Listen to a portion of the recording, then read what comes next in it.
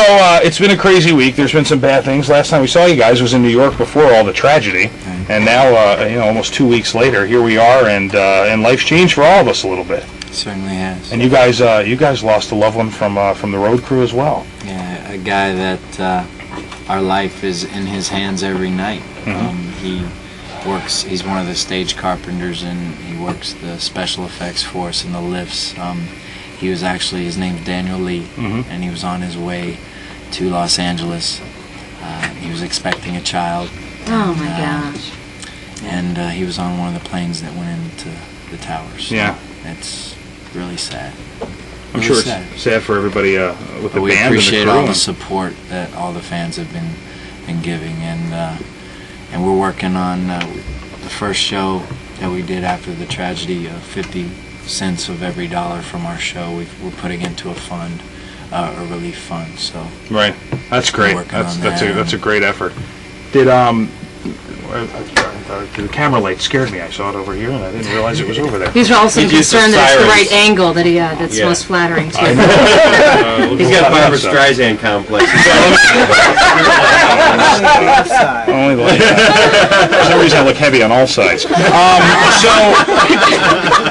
And I'm curious to know, what was the first show you did after the tragedy? And was it tough to get on stage? Yeah, what was the attitude of the crowd? We talked to Chris Draper today from the Detroit Red Wings, who's a great friend of the show, and he said at training camp last week it was really hard to be out on the ice and focus. Solid. I would think it's been tough.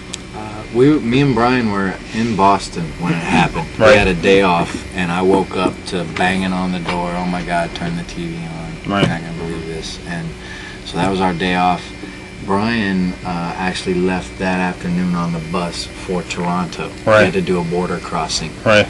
And the border crossing was a little hectic, a little crazy. I left later that night, and then the next day we had a show in Toronto. And personally, it was a little hard to get motivated to get up on stage. I didn't feel like performing. No, because and then the show was in Canada. We've been getting a lot of support from our neighbors in Canada. Totally. Yeah.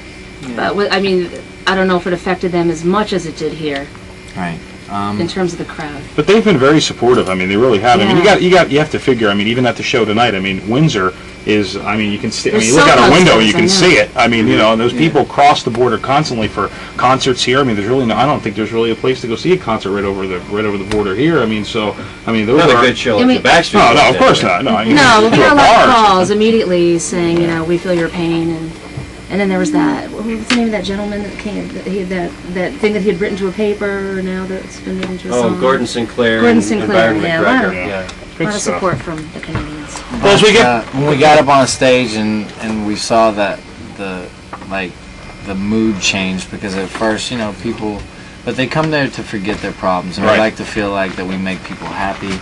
We give them a place to go so they can forget about their problems and just enjoy the music. And after we've done a couple of shows now, and we see that it's been helpful for us, it makes us forget about things for a minute. It's therapeutic, yeah. It's therapeutic for everybody, and they lift us up, and hopefully we lift them up. So